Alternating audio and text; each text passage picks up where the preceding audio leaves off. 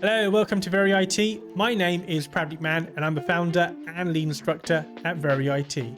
Now in this session we're going to be covering three main different topics. Firstly, we're going to be looking at objects. Secondly, we'll be looking at if statements. And thirdly, we'll be looking at the nested if statements. Now throughout the session, we'll be running through a number of labs so you can build upon your knowledge, skills and experience. If you can do a great favor by hitting that like, subscribe and hitting that bell notification, that'd be greatly appreciated. Many thanks. Here, we'll be running through objects. So what are objects? Objects in PowerShell are essentially structured units of data. They will contain properties known as attributes, as well as methods known as the actions that we can essentially perform.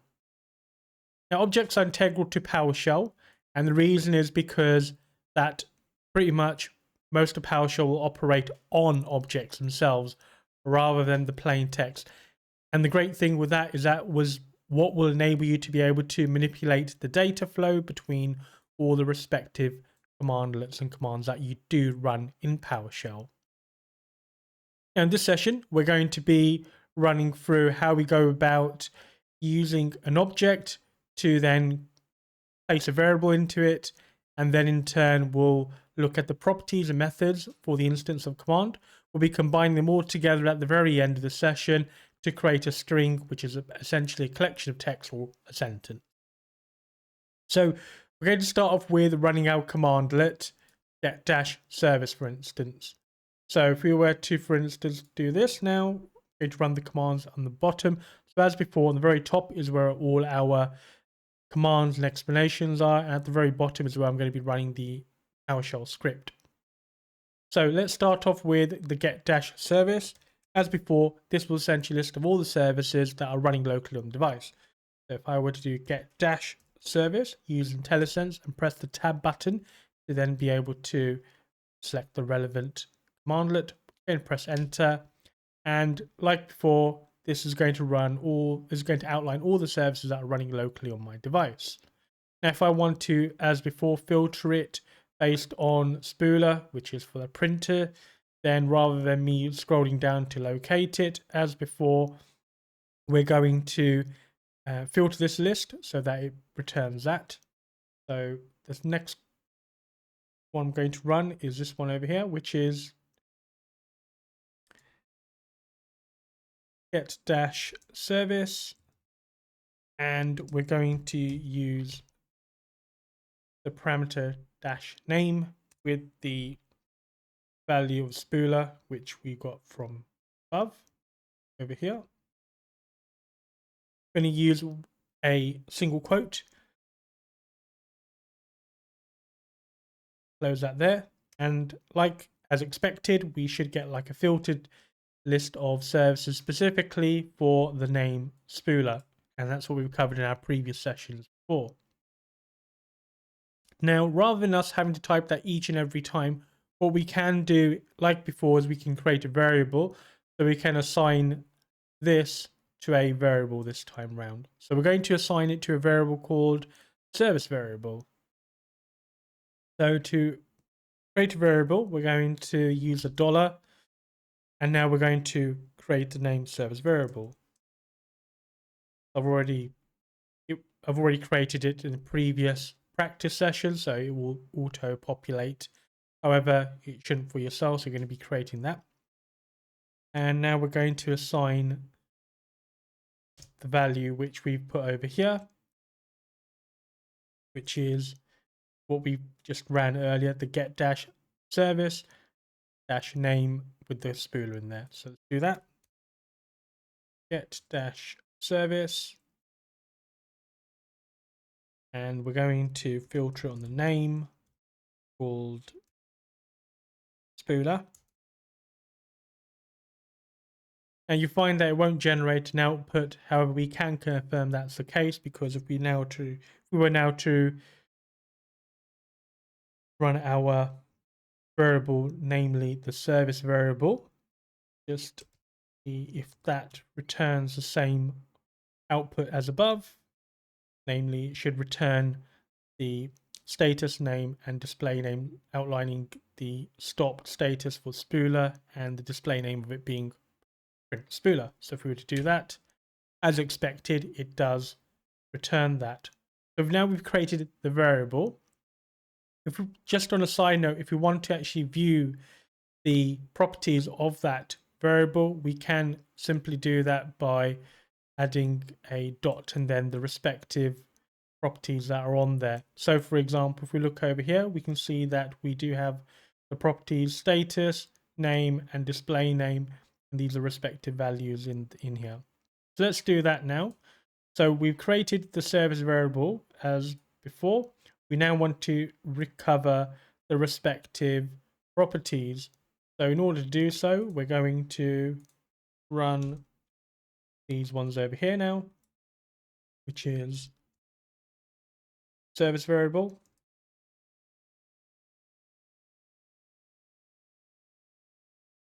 And we're going to put a dot in front of it. And we're now going to pick the respective properties or the columns in that output from before. So if we want to just pull down purely at the status of it, should bring stopped as expected.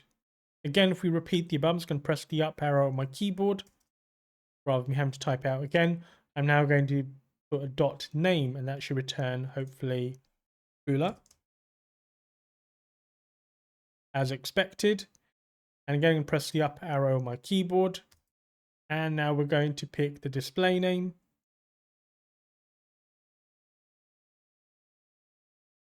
And as expected, it does return print spooler.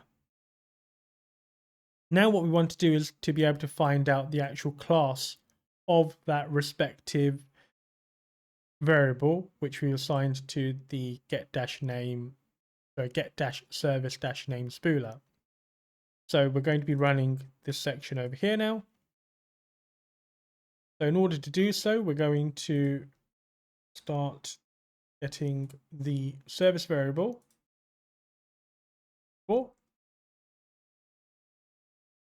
And as before, we were going to pipe this. So this will have an output, which we're then going to put that output as an input into the get-member.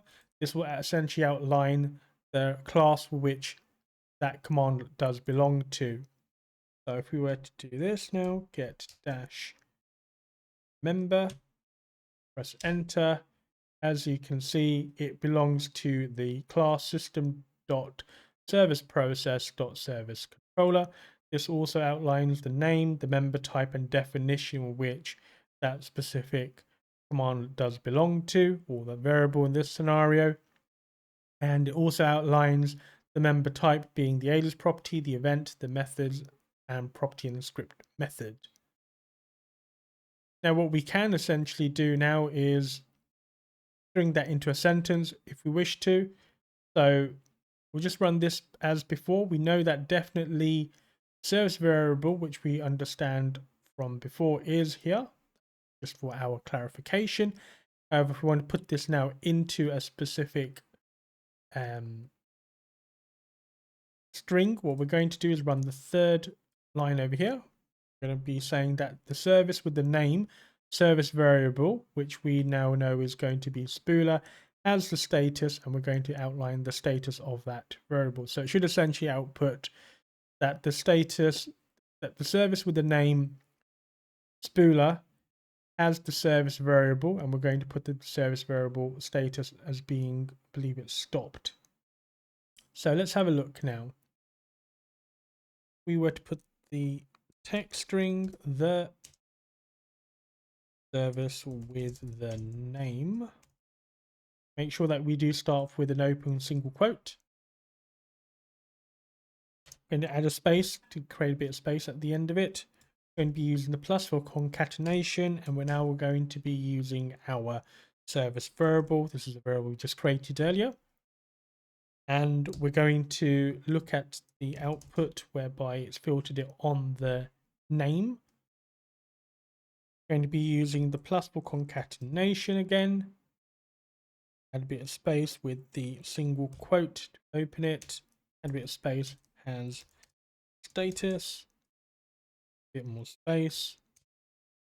plus, and then we're going to add our service variable again. This time we're going to be looking at the status.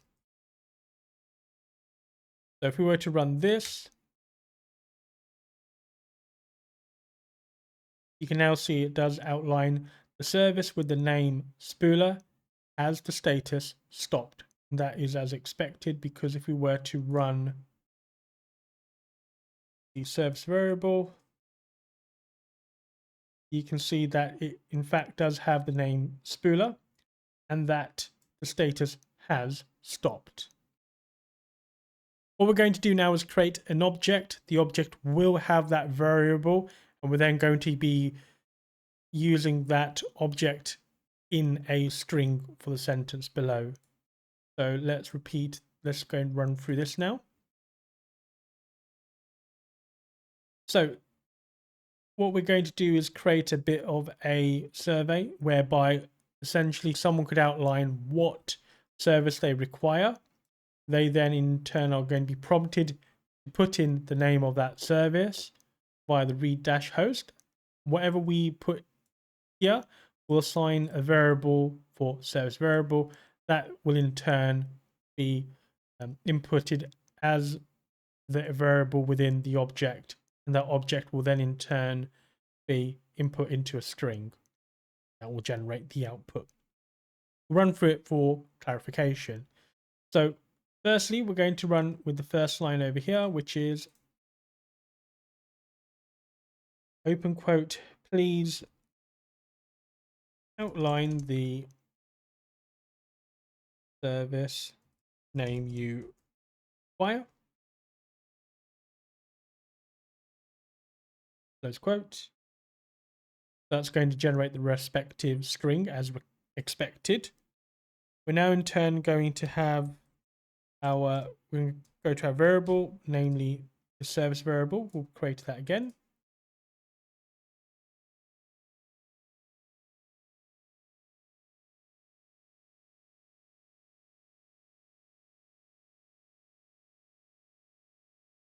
Okay, and we're going to assign that to read-host, and read-host is whereby you'll input a value and that will output what value you've input. So when we do so, we're going to find on the very top it does have a operation running. So PowerShell is now essentially waiting for you to put in an input. So here we're going to be using spooler. So we now definitely know that the service variable, if we were to look at it again, our variable, let's just confirm what value it is. Should be spooler as expected. And now what we're going to do is create an object, the service object. And what we're going to say is, like before where we would have got the service name spooler as over here, we're going to repeat it again here, but rather than specifying the name spooler, we're going to be assigning it with service variable. Let's do that. So the service object is get dash service, where the name, and instead of us specifying spooler, we're now going to be assigning it to the variable via the read host. So it's going to be $service variable. So now if we were to run service object, we're going to be running over here now.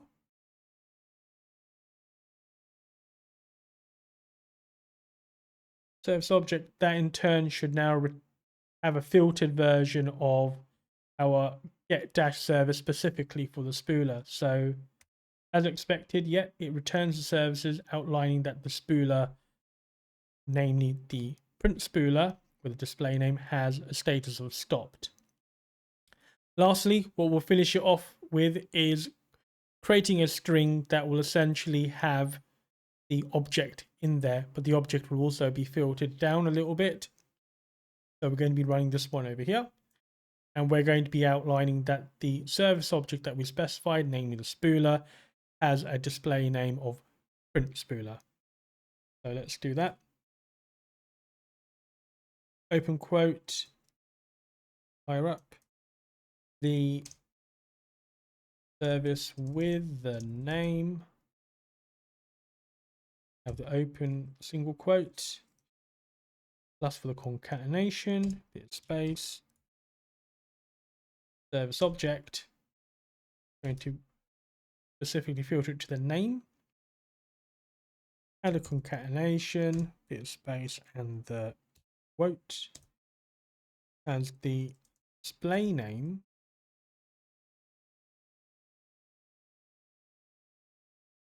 Bit of space and another concatenation with the service object. I'm going to be picking the display name. So essentially what we're expecting is that it should outline the service with the name spooler has the display name of print spooler. And as expected, the service with the name spooler has a display name print spooler.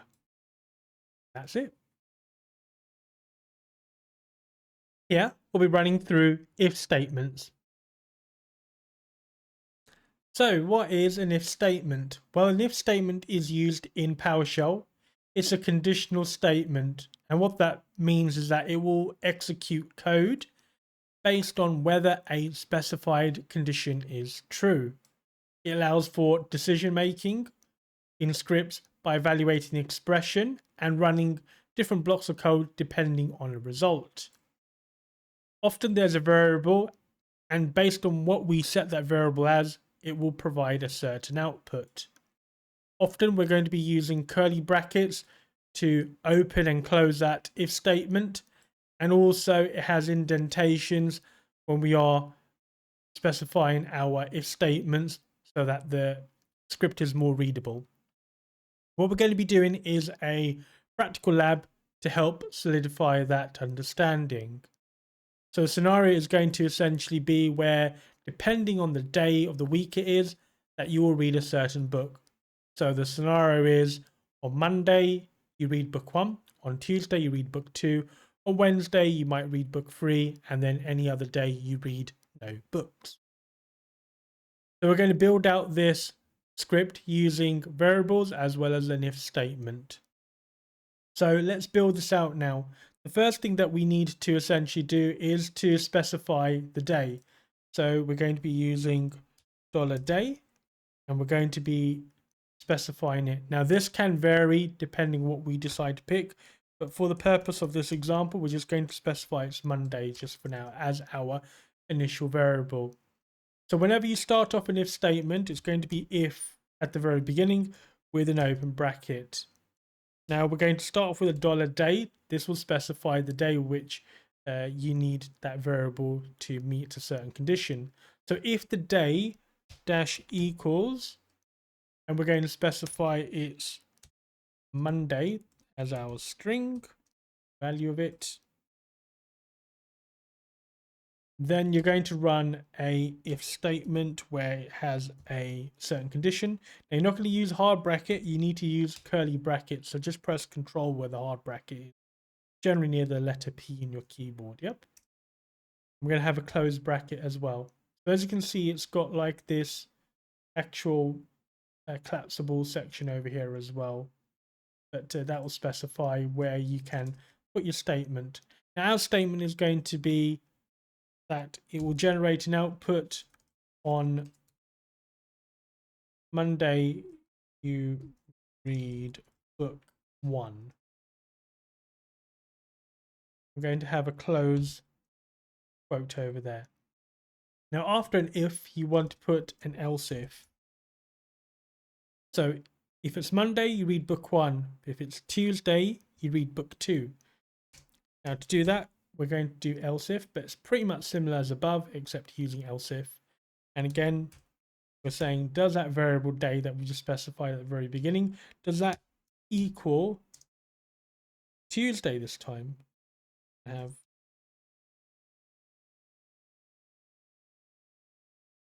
going to have our close bracket.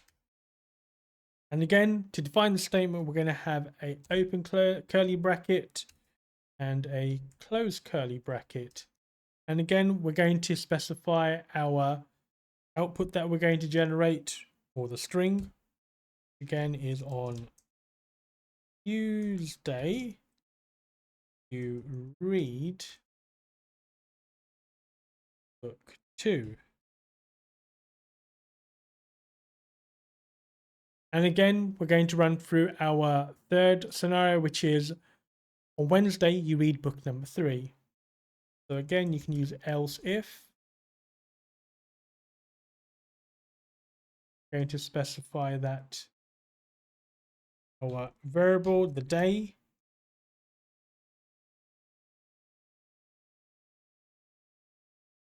does that equal Wednesday?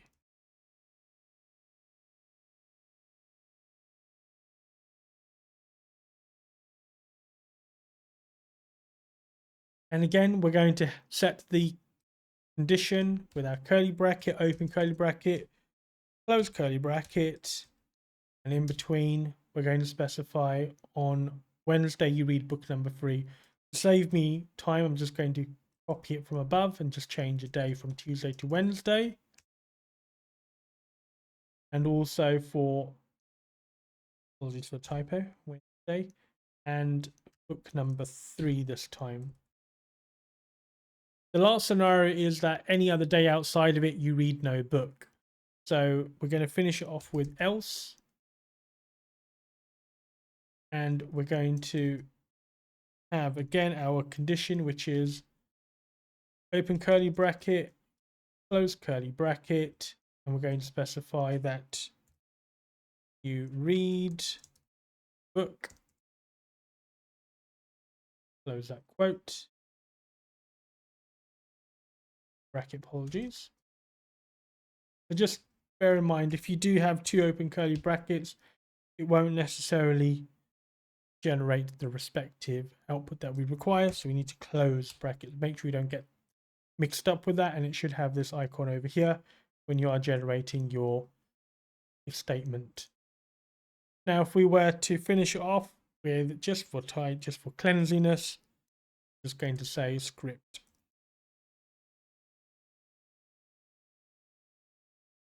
stops here. And that's essentially how we built up our if statement. We're specifying our variable, and depending on what we specify, if it's Monday, you read book 1. If it will pick that variable, put it in here, and check which of the conditions it meets. So if it's Monday, it knows, okay, it's Monday, therefore I'm going to generate this output. If it was Tuesday, it will look here and say, oh, the day doesn't equal Tuesday. Let's move to the next condition. Does that day equal Tuesday? Oh, yes, it does. Therefore, I'm going to generate the output on Tuesday, read book 2.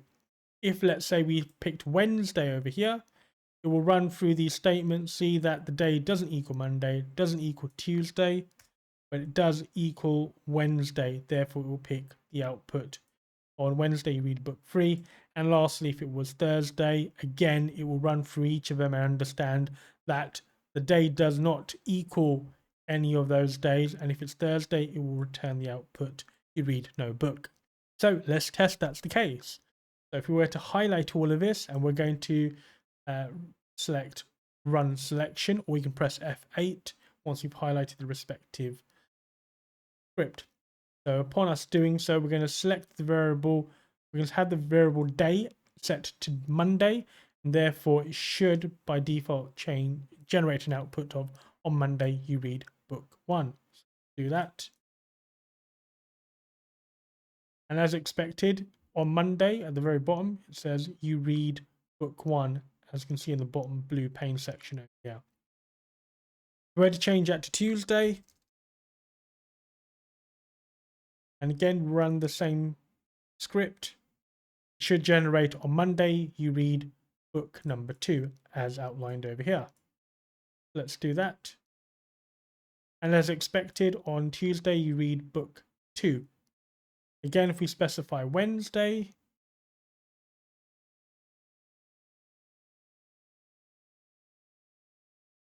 sure you spell our variable correctly. Going to run through this, and as before, should generate the based on this condition, on Wednesday you read book number 3. So let's just test that's the case. And as requested, it does specify that on Wednesday you read book number 3. And lastly, if we were to pick any other day, let's say Friday, for example, run this script, it should essentially reveal this output. You read no book because it's not Monday, Tuesday, or Wednesday, and it's outside of them. That's the default value. So let's try this now. As I expected, it says you read no book. In each scenario, it does outline that your script stops here as expected. Now, before we move on from here, we'll just run through a number of best practices that you should have in mind when you are compiling the if statements within PowerShell. The first thing you need to bear in mind, quite self-explanatory, is essentially that you need to start off with an if statement when you are compiling a if statement within PowerShell. How about the combinations that you can use in a if statement? Well, firstly, you can use, as outlined over here, if and else if statements. That's perfectly fine. You can also use a combination of if statement, as outlined here, as well as the else statement together, because the else is essentially anything outside if and else if. Also, you can use a number of else if statements as well, as outlined over here. But as mentioned, it's imperative that you start off with an if statement at the very beginning, otherwise it will not work. And you can't use a number of else statements, because else statements are anything that's outside if, and else if is just a default which is outside of it. Let's say, for example, if it's Monday, or else if it's Tuesday, Wednesday, any other day is the else, which is a default outside the parameters that you specify. So hopefully that clarifies the best practices of what you should have in mind when you are compiling the if statement within PowerShell. So following from earlier, what we are going to do now is to modify our script whereby we're not necessarily hard coding the variable day, but what we're going to do is set a prompt from PowerShell to code that into a get-host, so that PowerShell does prompt us to specify that day, that it can then in turn run through it. Let's run through the lab to clarify what I'm making reference to. So at the beginning, what we are going to outline is for PowerShell to prompt us with a question or statement. So we can say, what day is it? And I will tell you what book to read. We'll end it with a open quote, single open quote. Now, the day where we would have initially specified and hard coded to a specific day, what we are going to do in turn is to assign it to the read-host. As before in our earlier sessions, this outlines whereby PowerShell will prompt us for an input, which we in turn will use as an output for the rest of our script. And now here, what we are going to do is, this is fine with the if statements and the else ifs. We're not going to really do much with those. However, the way in which we structure our statements in the if statements have to be changed a little bit. So what we are going to write is on, I'm going to rewrite this on and space with the quote. And we're going to add our concatenation, our plus. And we're going to specify our variable day. And a concatenation, and that, add a bit of space. You read book 1. I'm going to close quote that. So rather than me typing it in for book number 2 and 3, we're just going to copy that and paste them into here, but just change the book which we need to read it. So that's book 2, that's book number 3. So like before, what it will essentially do now is, rather than us hard coding the day, we're now going to in turn use read host that we can input the specific day of our choice, and then it will run through the if else statements. So it's going to copy and run this entire script over here. We're just going to highlight it and now in turn press F8. As you can see, it prompts us as to what day is it, and I will tell you what book to read. So we're going to select Monday, we're going to input that in, and it should in turn look through here to say, okay, well, if that day, the variable day is Monday, which it is, then we're going to specify on day, Monday, you read book 1. So it should provide an output saying you read book 1. And as expected, Monday you read book 1. Let's repeat it again just to make sure the rest of it works. It's important when you are doing your PowerShell scripts to ensure that you are testing them, make sure all aspects of it do run where applicable. So in turn, if I were to repeat this again, but this time I'm going to specify Tuesday. Again, it says on Tuesday you read book 2. You repeat it again. And now we're going to be specifying Wednesday. Let's spell it properly.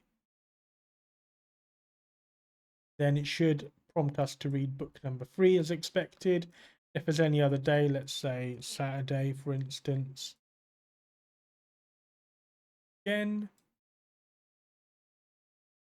selection and say Saturday, for instance. Then you read no book as expected. This is essentially how you can use the variable as day and specify it to read -host. That way PowerShell does now prompt you to input the variable of your choice rather than us hard coding that variable in the if statement. So in this lab, we're going to be running through another if statement, but this time we're going to be using the object instead of a variable. Now the whole lab is around the service and the status of it. So just before I explain what's going on here, just going to explain around the get-service. So as we're aware, the get-service, which just shows at the very bottom over here, are a list of all the services that are running locally on the device. Now what we want to do is filter it down to the spooler, which is the get-service with the dash name, our parameter, and the value of spooler. So when we do run that one, you can see that it filters the list of services specifically for the spooler. Now, as you can see, it's got the column status, name, and display name, the status being stopped, the name being spooler, and the display name being print spooler. Now, around this, what we want to essentially do is say that provide 4 things that we're looking to achieve. Firstly, we need PowerShell to provide a statement outlining the name of the service as well as the status of it. So for example, in this scenario, we can see that the spooler has stopped. We want PowerShell to generate a string of text saying, yes, the service spooler has stopped. And then we want to run an if statement. And the idea around it is saying that if that service, namely the spooler, has stopped, then we want to update the status for it to be running. Vice versa, if that spooler is running, then we want to update the status of it to be stopped. Lastly, we then want PowerShell to provide another final summary, a string of text providing the revised status of that same service, namely, if in this scenario we were to say that spooler is now running for its status. Yep. So what we're going to be doing is running that script whereby we create an if statement, but we are going to be using the object as well. And within the object, there's going to be the variable. So let's run through that now. So the idea is we're going to start off with a prompt that PowerShell will provide. So we can say, can you provide the name of the service you would like to stop or start? I'm going to close it with our end quote. And then here is where we will create our variable. So we're going to call it name variable. Spell properly.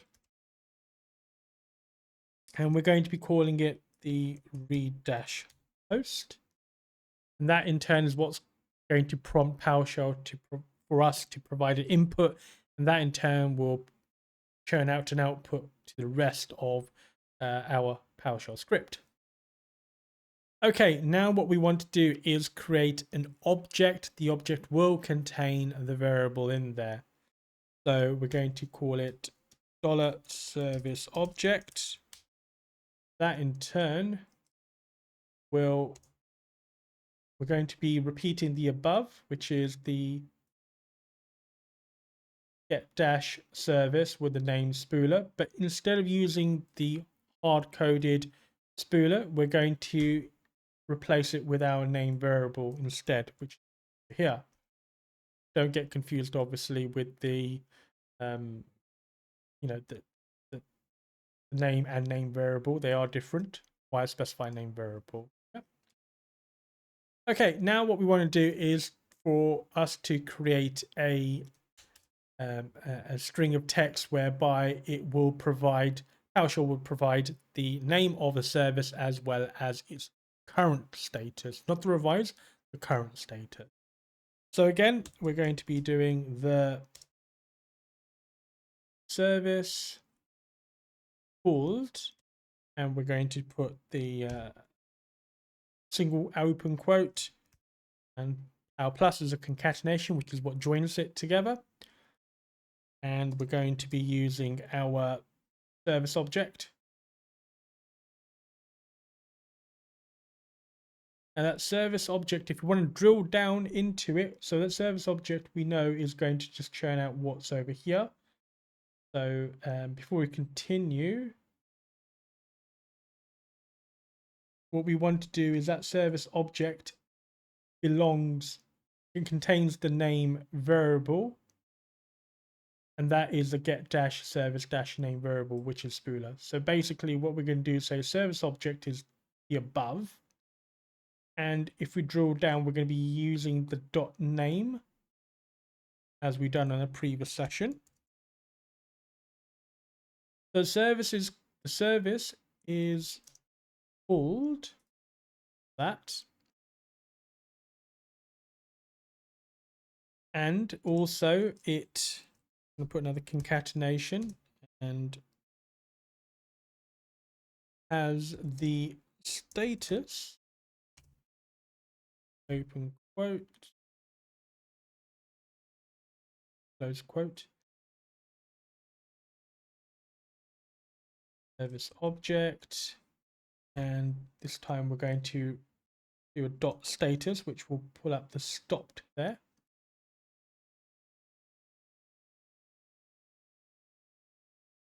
Okay, so before we continue with the rest of the script, let's just make sure that the beginning elements of it work as it should. So what we're going to do is highlight the script over here and just do CLS just to clear it off a bit.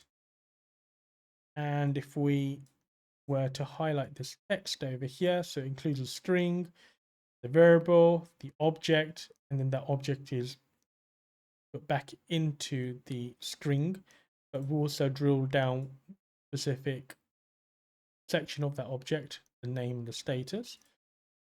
So if we were to run this, highlight it and do the run selection, it prompts us, can you provide the name of the service that you would like to stop or start? So, spooler. Okay, now it provides the name that the service is called Spooler as expected, and the status is the status, and it has a status stopped. And we can confirm that is the case by going back to get dash service where the name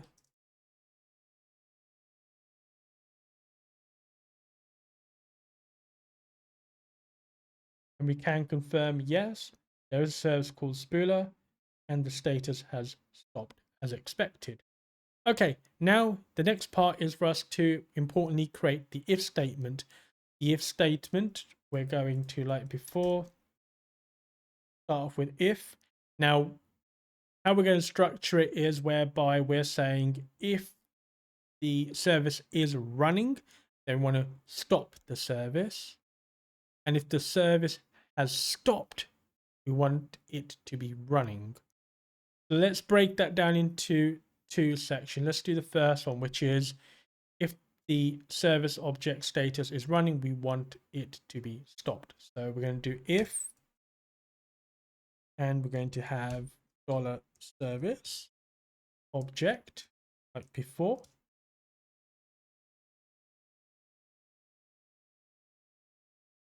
Sometimes IntelliSense doesn't pick it up, so retype it. If the service, just use the down arrow on your cursor and press the tab to auto select it. So if the service object dot status, okay, is equal to running, I'm going to use that as a string.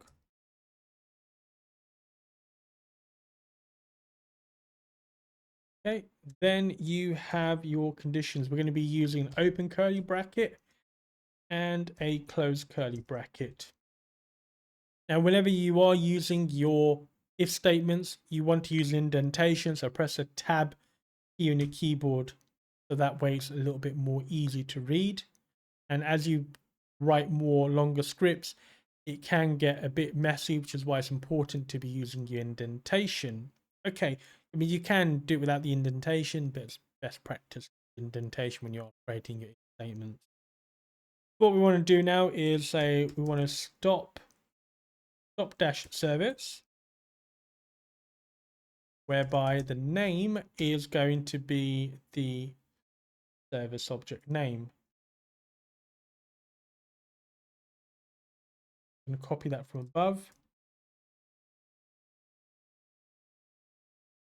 That's the first one. So we're saying if it's running, then essentially to stop that service.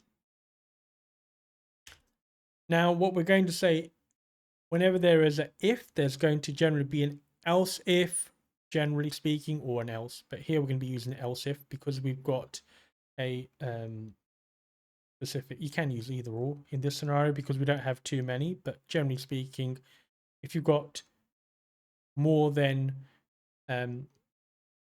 two conditions, let's say 3 or more, then you want to be using else if generally. If you just got one other one, then you just want to be using.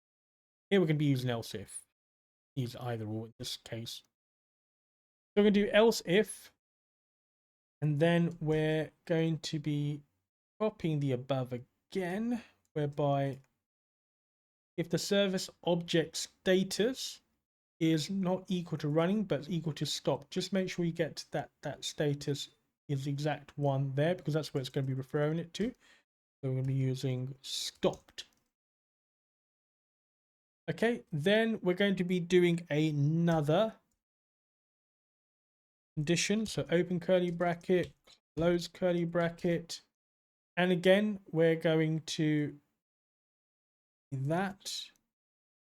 Let's use indentation and paste that. So instead of it being a stop service, we now need to be using a start dash service instead. So it's starting the service where the object name, where the name of it is going to be the service object, which you specify is going to be our service. I'm going to pick the name this one over. Okay, so that's the end of the if statement. But what we need to do now is, as soon as we've updated our if statement, we need to just do a bit of a refresh.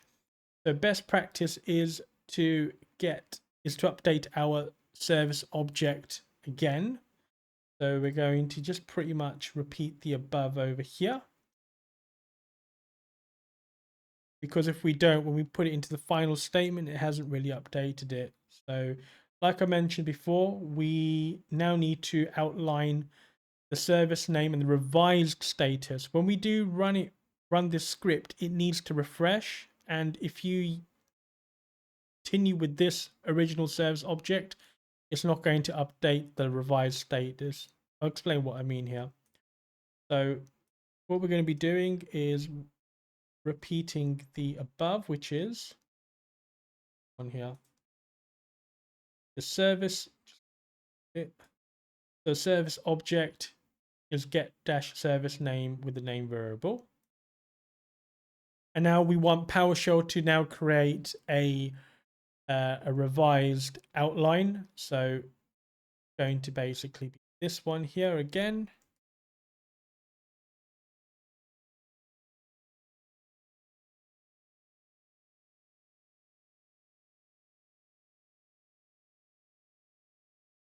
We want PowerShell to outline the service is called with the service object and has a status with the service object status. Okay, so let's run this entire script now over here. So when we highlight the text or the script and then we run selection, it's going to say the services, can you provide the name of the service you would like to start or stop? So it does, PowerShell will prompt us to put in an operation. So I'm going to say spooler. Before we spell it correctly, bottom pane.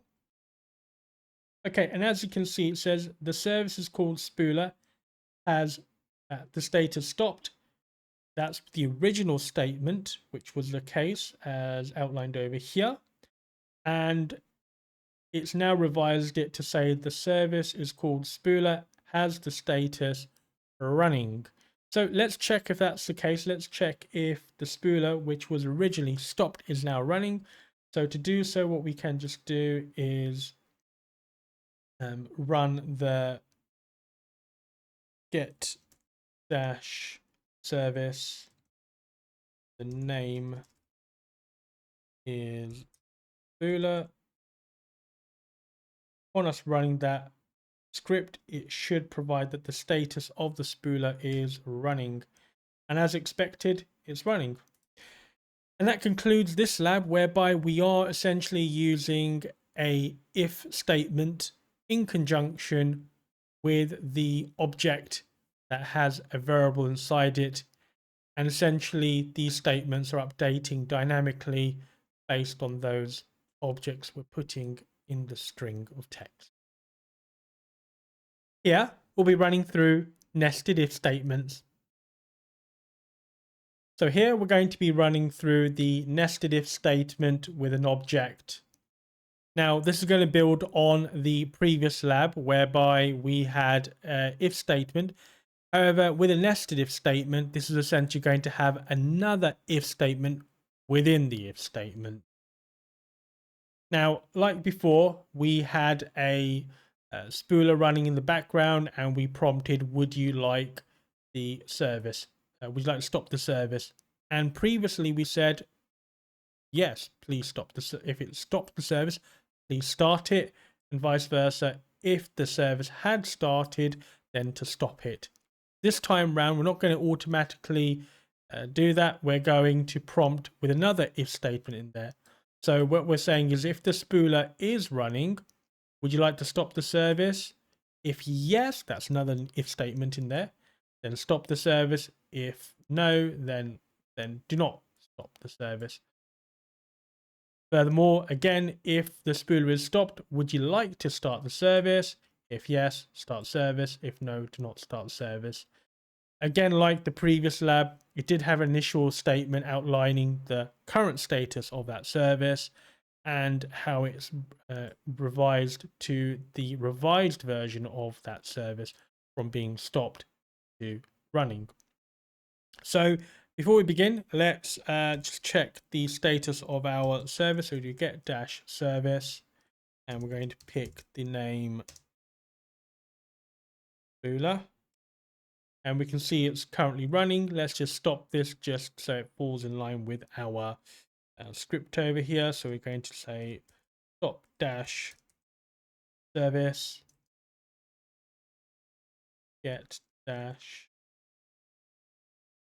name quote spooler, and just do again, repeat the above, press the up arrow, get dash service name spooler, and you can see it's stopped. So we're in a stopped position at this. All right, so let's now run through the actual script. We're going to build it from scratch. Just do CLS from the bottom just to clear the screen.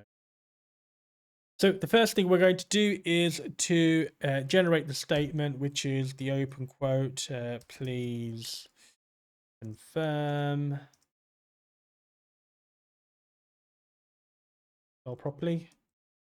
Please confirm the name of the service you want to start or stop. Okay, so just press F8 on that line, and that should obviously generate that output. Okay, well now what we're going to do is create our variable. We're going to be calling it name variable. So $name variable. And we're going to assign that name variable read-host. Read-host is where PowerShell prompts us for an input, and that in turn will store that within our variable, which we can then use as part of the object for the rest of the script. Okay, so now we're going to create our service object. So we're going to do $service object, and we're going to, like before, where we do get dash service, select all the services, and then we're going to filter it down to the parameter, and we would normally pick the value of Boolean.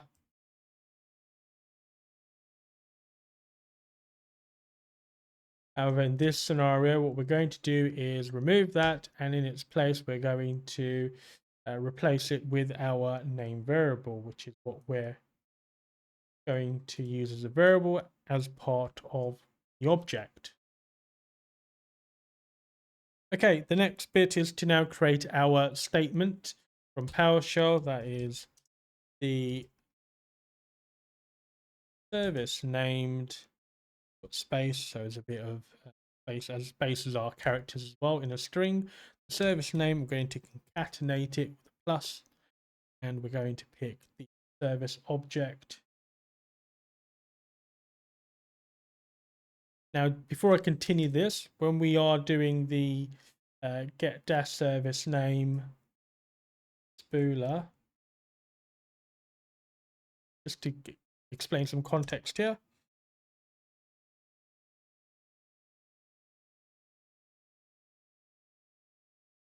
That service, the $service object dot name is making reference to the value in this column over here, namely spooler. It's just another way of us saying get dash service name variable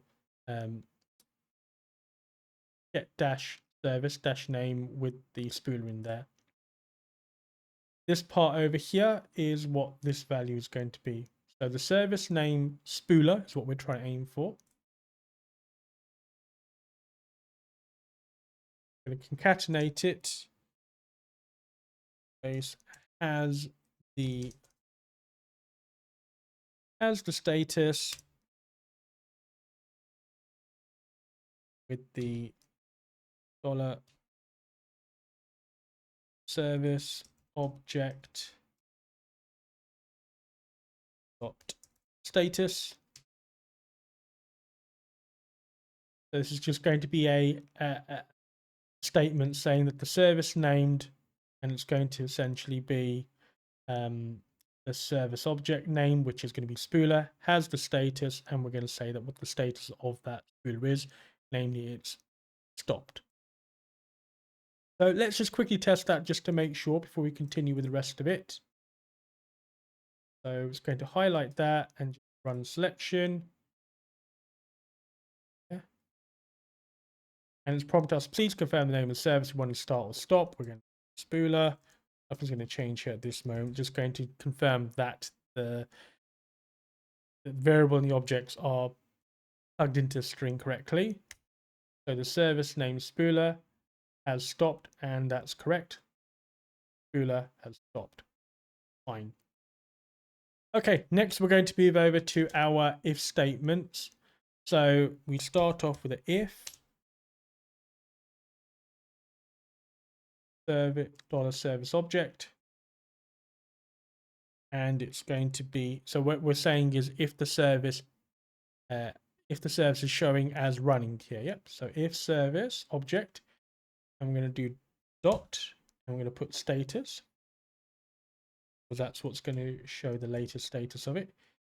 If the status is basically equal to running, EQ, and then the string running,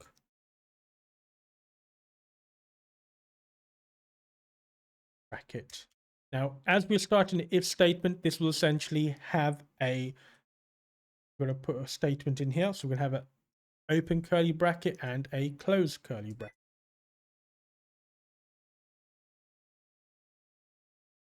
Yes. Okay, so now that we've done so, what we're going to do next is to make our first statement, which is would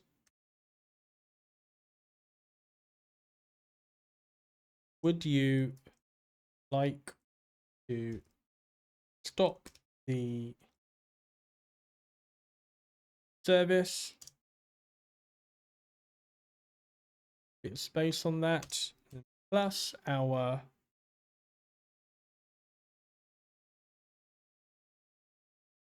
we're going to specify our service to be $service object dot name plus yes, no, close quote. So if we're going to store the answer as yes, we're going to store the answer as the read-host.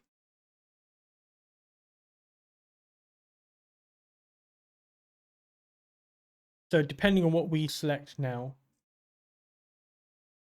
we're going to have a nested if statement now. So if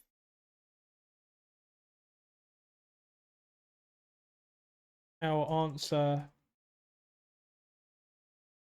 again, that read-host is going to prompt us to provide a value which will store in that variable answer. It can generally be yes or no based on the question we're prompting before that.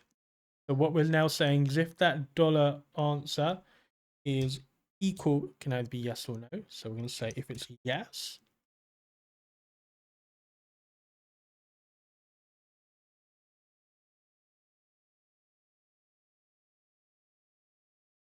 then we're going to provide a statement.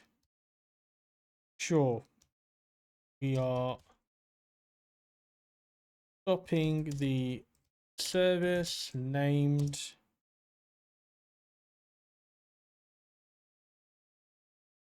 quote. Sure, we are stopping the name service named plus service object named.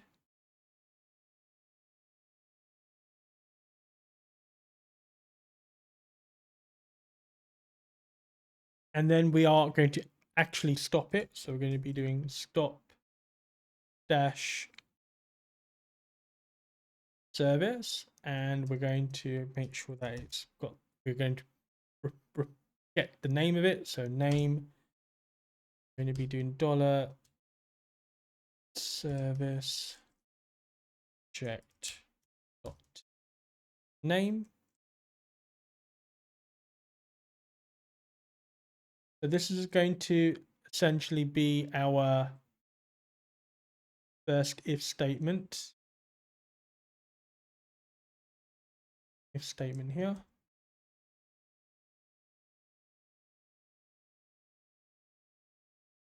That's an open curly bracket and a closed curly bracket. That forms our first if statement. But after the if, there should be an else if in this scenario here.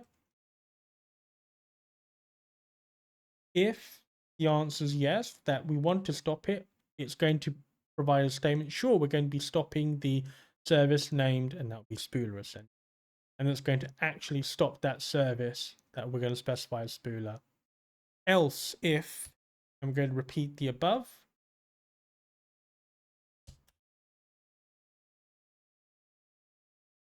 Dollar answer is equal to no.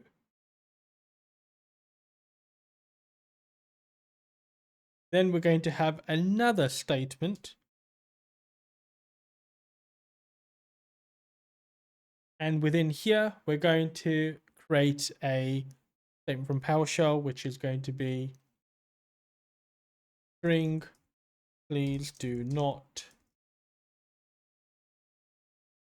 stop the, and we're going to quote concatenation with the service object name. Please don't stop that service object name. Plus, we're going to add the word service at the end of it.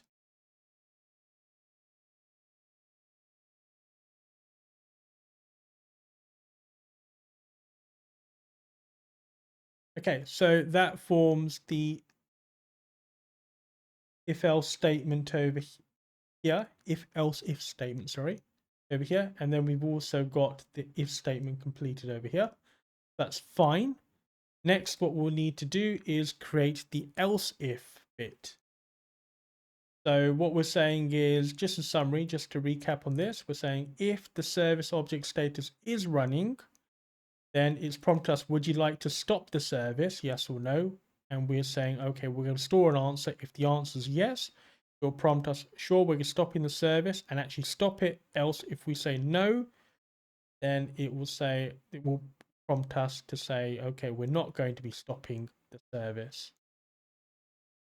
Okay, now we're going to repeat it again, but this time, instead of it being that the status of it is running, it's going to be it's essentially stopped. So what we'll do is copy this. This is outside the if else statement. We're going to create a next one now, which is else if. Else if the service object has now stopped.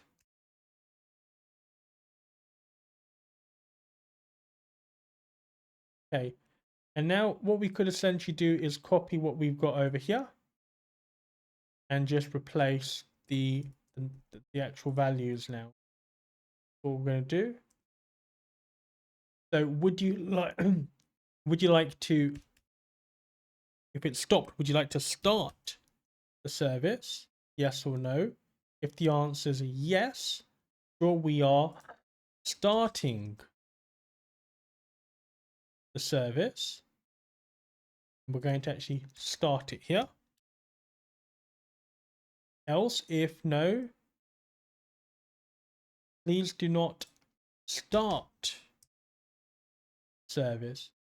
And again, we've got our if and our nested if else if statements within here. So just to do a recap of this section now, what we're saying is if we have a service which if the status of it has stopped. Would you like to start the service? And if we store the answer as yes, okay, sure, we're starting the service. And they actually start the service with PowerShell. Otherwise, if we say no, we do not start the service. That's essentially it.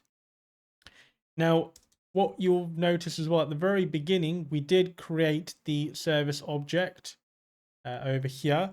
And when we are running the script, it will need to be refreshed. So what we're going to be doing is adding that at the outside of our if statement. And also, because of that, we can now pipe that into our revised statement from PowerShell, giving the latest update on that service. So we can now paste in this, which is a service named and that refreshed service object name as a status, and will provide the refresh status of.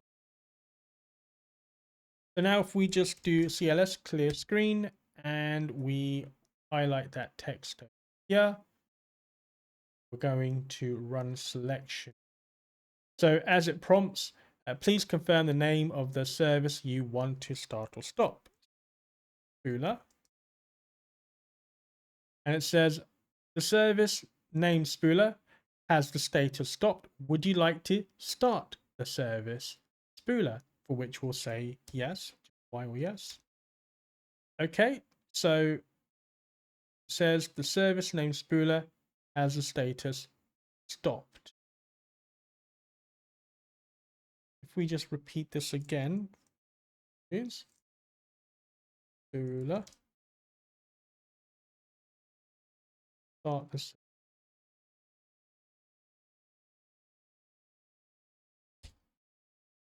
Yes. Okay, great. I need to put the word yes instead of why. So as you can see now, sure, we're starting the service name Spooler, and the service name Spooler is running. So if we were to run this again, press F8. If it's running now, we should now prompt us to, we can stop it now. So we're going to do F8 again. Okay, please confirm the name of the service you want to start or stop. We know it's currently stopped, so we're going to say Spooler again. Okay, the service name Spooler has currently the status running. Apologies, yep. So would you like to stop it? So I'm going to say yes, we want to stop it. Okay, sure, we are stopping the service name Spooler. The service name Spooler has the status stopped. So let's just confirm that's the case. So if we were to do get dash service, name is Spooler, we can see that yes, in fact, it has stopped as requested. And that is how you use nested if statements in conjunction with objects which have a variable embedded within it, and you're essentially using if statements and nested if statements. So hopefully you found that session really useful. In summary, we covered 3 main different topics. Firstly, we went through objects. Secondly, we went through if statements. And thirdly, we went through the nested if statements. Also, those labs should have built upon your knowledge, skills, and experience. If you can do a great favor by hitting that like, subscribe, and that bell notification, that would be greatly appreciated. Many thanks. Bye for now.